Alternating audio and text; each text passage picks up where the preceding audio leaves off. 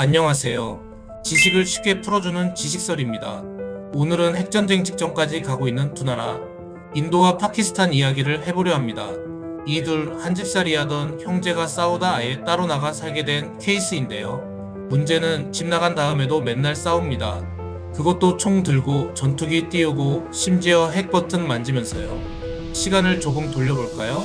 1947년 영국이 인도에서 손을 떼고 가면서 힌두교는 인도, 이슬람은 파키스탄 이렇게 두 나라로 분리됩니다. 종교로 인해 한 나라가 두 나라로 되지요. 그리고 나중에 서파키스탄은 방글라데시가 됩니다. 이걸 참 잘 나눴어요 라고 말할 수 없던 이유는 카슈미르라는 땅이 딱 중간에 껴 있었기 때문이죠. 인도, 파키스탄, 중국 3국이 남한의 2.2배에 해당하는 지역을 나눠 차지하면서 긴장 상태를 유지하고 있습니다. 카슈미르라고 하면 낯설 수 있는데요. 미션 임파서블 풀아웃편에서 주인공 에단이 핵탄두 찾으러 갔던 지역 기억나시나요? 텐트 쳐져 있고 에단 부인이 있었던 곳이요. 그리고 우리가 모직 제품을 캐시미어라고 이야기하잖아요. 그 캐시미어가 카슈미르 지역의 염소털에서 짜낸 천이 근원입니다. 이렇게 들으니 좀 친근감이 생기지요? 어쨌든 이 지역 인도 땅에는 무슬림 인구가 다수를 차지하지만 통치자는 힌두계 즉 인도인입니다. 파키스탄은 여기 이슬람 사람들이 더 많으니까 우리 땅이야 라고 주장했습니다. 이에 인도는 아니야, 마하라자님이 우리랑 합병했거든 라면서 응수합니다.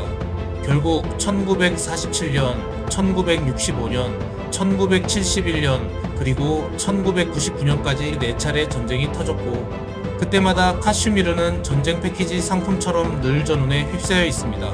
싸움이 한 번도 안 끝나고 늘 분쟁 상태에 있습니다. 그리고 2025년 4월 다시 불이 붙었죠. 인도령 카슈미르 휴양지인 파헬감에서 관광객 26명이 사망한 총기 테러가 발생합니다. 카슈미르 현지의 반군 조직 저항 전선이 이번 테러의 배후라고 자처했습니다.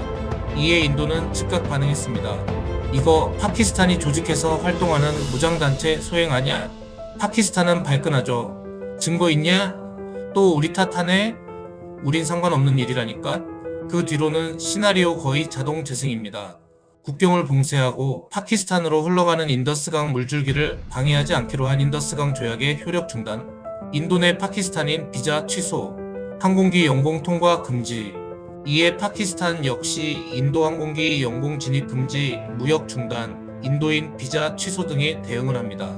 언제라도 인도와 파키스탄은 전면전으로 번져도 이상하지 않습니다. 서로 한치의 양보도 없이 언제라도 공격하겠다고 으르렁거리고 있습니다. 그렇다면 상상하기는 싫지만 그래도 전면전으로 펼쳐진다면 어떤 양상으로 벌어지게 될까요? 자, 그럼 양국의 군사 전력 비교를 먼저 해보죠. 모든 자료의 수치가 일정치 않아 디펜스 시큐리티 에이저 자료를 참고하겠습니다. 인도군 병력 약 140만 명의 현역 병력을 보유하고 있습니다. 전차 약 3,740대의 주력 전차를 보유하고 있으며 주요 전차로는 T-90B시마, 아준 MK1A, T-72 등이 있습니다. 포병 약 9,743문의 포병 장비를 보유하고 있으며 M777 초경량 곡사포, K9, 바자르, 자주포, 다니시, 자주포 등이 포함됩니다. 공군 약 730대의 전투기를 보유하고 있으며 수호이 30, 라팔, 미라지 2000, 미그 29 등이 포함됩니다. 해군 항공모함 2척, 잠수함 16척, 구축함 11척, 프리기함 16척 등을 보유하고 있습니다. 핵무기 약 172개의 핵탄두를 보유하고 있으며 노퍼스트 유스 정책을 고수하고 있습니다. 여기서 눈에 띄는 것이 있지요? 맞습니다. 바로 K9입니다. 인도에서 현지 생산하는 자랑스러운 우리의 자주포입니다. 예전에 파키스탄에 중국 계열 자주포를 녹아내리게 했던 적도 있었지요. 파키스탄군 병력 약 70만 명의 현역 병력을 보유하고 있습니다. 전차 약 2,537대의 전차를 보유하고 있으며 주요 전차로는 알칼리드, T-80, VT-4 등이 있습니다. 포병 약 4,619문의 포병 장비를 보유하고 있습니다. 공군 약 452대의 전투기를 보유하고 있으며 JF-17 선더, F-16 등이 포함됩니다. 해군 잠수함 8척, 프리기함 10척 등을 보유하고 있습니다. 핵무기 약 170기의 핵탄두를 보유하고 있으며 퍼스트 유스 정책을 채택하고 있습니다. 단순 비교를 해봐도 세계 군사력 순위 4위에 있는 인도가 훨씬 우월하다는 걸 알 수 있습니다. 하지만 전쟁은 모르죠. 러우 전쟁을 봐도 그렇고요. 군사력이 우월해도 쉽게 승리를 장담하지 못하는 게 현실입니다. 현재 따콩따콩 총격전은 있지만 전면전이 터졌다고 가정해 보겠습니다. 먼저 카슈미르 국경에서 포격전이 벌어집니다. 인도는 미사일과 포병으로 압도하고 공군이 날아오릅니다. 라팔, 수호이 30 MKI 인도 공군의 자랑이죠. 파키스탄도 F-16, JF-17로 응전합니다. 그러면서 양국의 드론 부대들이 하늘에서 말 그대로 폭탄 배달 전쟁을 벌입니다. 이쯤 되면 지상전도 개시됩니다. 인도군은 펀자브 지역에서 전차로 밀고 들어가고 파키스탄은 그에 맞서 기계와 보병과 알칼리드 전차로 방어선을 구축합니다. 그런데 파키스탄이 밀리기 시작하며 자, 지금부터가 정말 큰 문제입니다. 여기서부터 핵이라는 단어가 진짜로 등장합니다. 파키스탄은 우린 핵 먼저 쓸 수도 있어요 라고 말해놓은 나라입니다. 즉 퍼스트 유스를 선언해 놓은 상태입니다. 전술 핵미사일 나서루 이게 배치됩니다. 나서루는 승리라는 아랍어입니다. 한 방만 써도 수십만 명이 죽고 게임은 완전히 바뀝니다. 반면 인도는 공식적으로 노 퍼스트 유스, 즉 먼저 핵은 안 쓴다 정책을 고수하고 있습니다.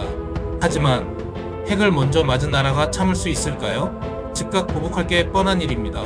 다시 말해본다면 재래식 전투에서는 물량과 전력 면에서 인도가 우세합니다. 공군, 해군, 병력, 장비 모두에서 앞서 있죠.